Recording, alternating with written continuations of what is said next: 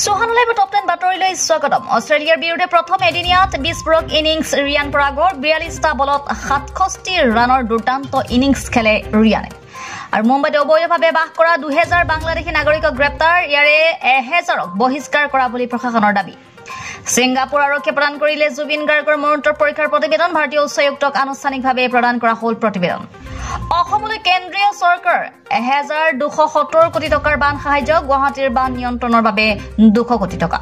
গোলাঘাট দেৰগাঁও পথৰ অকালিত ভয়ংকৰ পথ দুৰ্ঘটনা, নিয়ন্ত্ৰণ হেৰুৱাই পথৰ দাঁতিত খুন্দা খালে কাৰ্নিভেল বাহনৰ। আৰু দুৰ্ঘটনাত নিহত এগৰাকী মহিলা, আহত 3গৰাকী কৈলো। ভগামুখত ভয়ংকৰ পথ দুৰ্ঘটনাত পতিত ভগামুখ আৰক্ষীৰ বাহন, দুৰ্ঘটনাত মৃত্যু ভগামুখ থানাৰ ওচি সত্যেন্দ্ৰ মালাকাৰ। বৰপেটাৰ মৌচৰৰ NC গাঁৱত শোকাবহ ঘটনা, ব্ৰহ্মপুত্ৰত মাছ ধৰিবলৈ গৈ সন্ধানহীন কিশোৰটি ৰেজ্জাক আলী। কামৰূপৰ নগৰবেট কল্যাণপুৰত নিশা পথ দুৰ্ঘটনা, তীব্ৰবেগী বাইকৰ খুন্দাত নিহত এগৰাকী মহিলা, নিহত মহিলাগৰাকীৰ নাম সমীৰণ নেছা। পথৰ কাষত থিয় হৈ থকা অৱস্থাত তীব্ৰ খুন্দা বাইকৰ।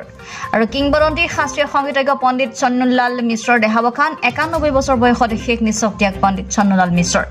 নৰ্থ ইষ্ট ফেষ্টিভেলৰ সৈতে জড়িত আন 3 ব্যক্তিক তলব CIDৰ, নয়নজ্যোতি দাস, দীপজ্যোতি ৰয় আৰু ৰক্তিম ৰয় হাজিৰ CIDত। 3গৰাকী আছিল শ্যাম কানু মহন্তৰ অতিকৈ ঘনিষ্ঠ। আৰু এই আছিল সোহানা লাইভৰ টপ 10 বাতৰি। এনেধৰণৰ বাতৰিবোৰ পাই থাকিবলৈ চাই থাকিব আপোনাৰ প্ৰিয় চেনেল সোহানা লাইভ।